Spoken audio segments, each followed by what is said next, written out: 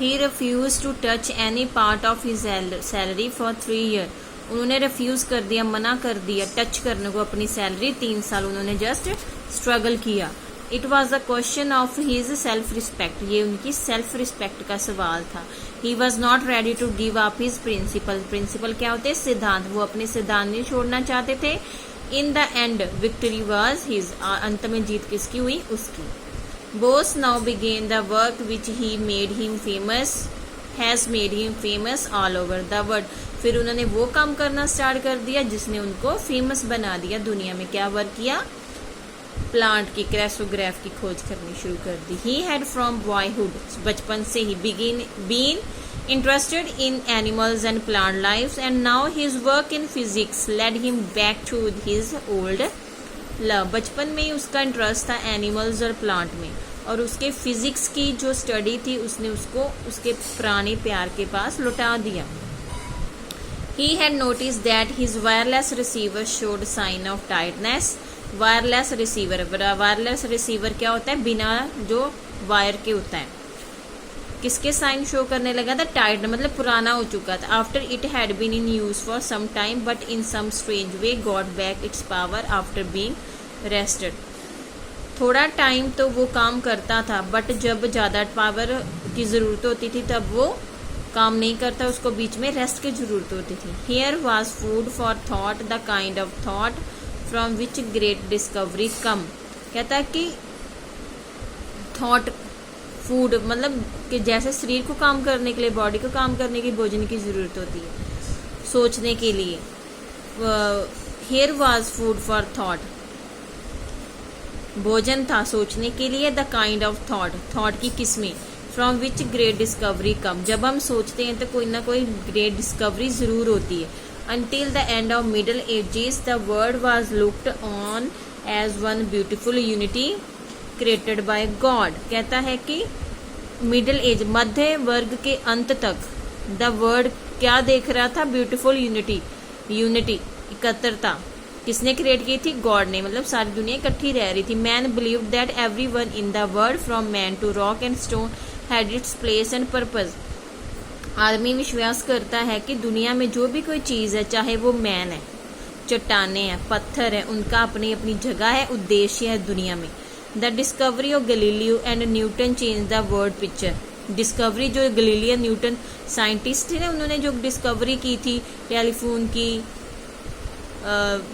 ये वाली जो उन्होंने डिस्कवरी थी, उन्होंने दुनिया की पिक्चर ही चेंज कर दी थी। Man began to study each branch of the science. आदमी ने साइंस की हर एक ब्रांच को सर्च करना शुरू कर दिया, स्टडी करनी स्टार्ट कर दी थी। Separately with great detail and they develop सर्वल different kinds of science, और खोज करनी शुरू कर दी और बहुत सारी चीज़ें उन्होंने खोज की थी, डेवलप की थी। Bose however recognise a unity among all these different branches of science. Bose ने भी पहचाना यूनिटी को, साइंस के जो डिफरेंट ब्रांचेज है उनकी बीच की जो यूनिटी है उसको उसने भी पहचाना कि ये सारे आपस में मिले हुए हैं, इकट्ठे हैं। He realized that there was a similarity in the behavior of lifeless and living thing। कैसा उसने महसूस किया कि सिमिलैरिटी है, समानता है बिहेवियर में, किनके, चाहे वो बेजान चीज़ें हैं, चाहे कि वो लिविंग थिंग्स है।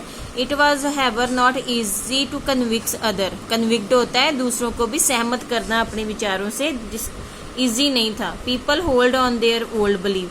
पीपल, लोग अभी भी अपने पुराने विश्वासों में विश्वास करते थे।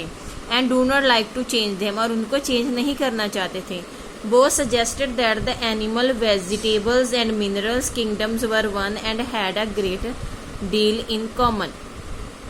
उसने क्या समझाया उनको कि एनिमल्स हैं, वेजिटेबल्स है, बर्ड एंड मिनरल्स है, खनिज पदार्थ हैं, सभी एक दूसरे के साथ डील करते हैं, रिलेटेड हैं। He said that plants and metals had a life of their own। चाहे metals हैं पर चाहे plant है, उनकी अपनी life है। वो थकते हैं, they become tired, depressed होते हैं, टेंशन में आ जाते हैं, खुश होते हैं। People laughed at him, they did not talk him seriously। जब उसने ये बताया ना कि प्लांट्स भी हंसते हैं, डिप्रेस होते हैं, टायर्ड होते हैं, सभी लोग उस पर हंसने लग गए थे। उन्होंने उसकी बात को सीरियस नहीं लिया।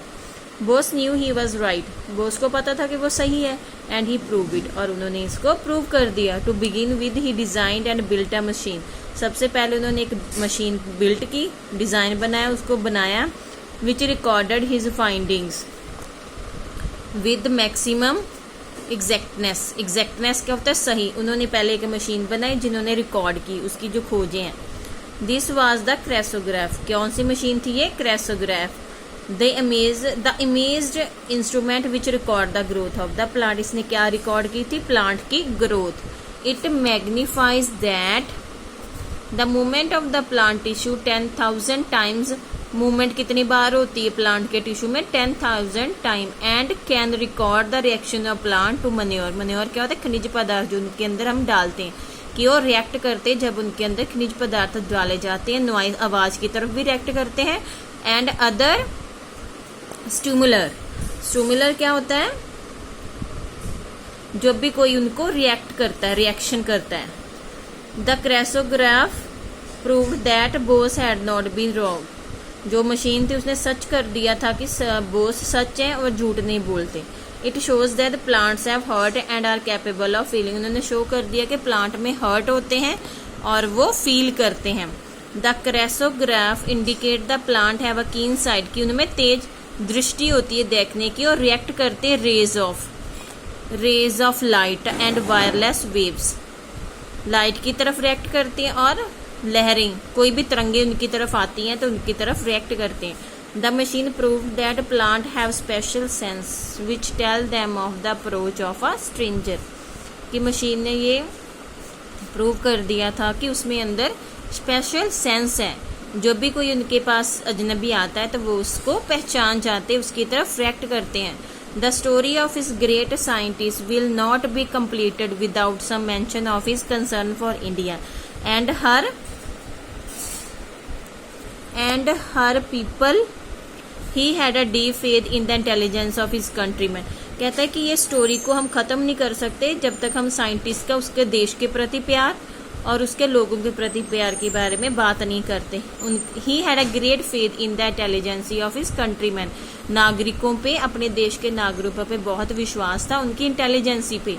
ही वॉज सर्टन दैट, सर्टन यकीन था, that they were as capable of doing great things took today as their ancestor had done in the past. उसको यकीन था कि वो भी ग्रेट डिस्कवरी करेंगे जैसे उनके एंसेस्टर क्या होते, पूर्वज, पहले बुजुर्ग हैं जो हमारे, उन्होंने पास्ट में जैसे डिस्कवरी की थी, जो इंडिया है, इंडिया के नागरिक है, वो भी नेक्स्ट फ्यूचर में करेंगे। In an address at the convocation of the university of मैसूरी in November 1927, Sri Jagdish Chandra Bose spoke about India's glory in the past and declared that it was action and not idleness that was responsible for the glory.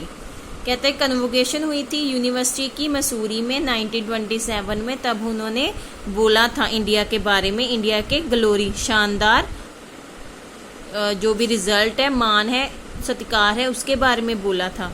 और ये declare किया था कि ये action है। इडलनेस, इडलनेस क्या होता है? जब हम कोई काम नहीं करते हैं, काम चोरी नहीं है। That was responsible for that glory, कहता है कि ये एक्शन ही है जिसकी वजह से हमें इतनी ग्लोरी मिली है और फेम मिला है। इडलनेस नहीं है, काम चोरी नहीं है। He believe that there could be no happiness for single person unless it had been one for all. कहता है कि वो विश्वास करते थे कि एक आदमी, there could be no happiness for single person, एक आदमी के लिए हैप्पीनेस नहीं हो सकती जब तक कि हम सभी का दिल नहीं जीत लेते। And this glory scientist wanted his countryman to have undying hope and faith in the future. और उनको यकीन था, उनके साइंटिस्ट, उनके देश के लोग ये होप को मरने नहीं देंगे और बहुत कुछ करेंगे फ्यूचर में। Okay student, I hope you understand. Okay bye.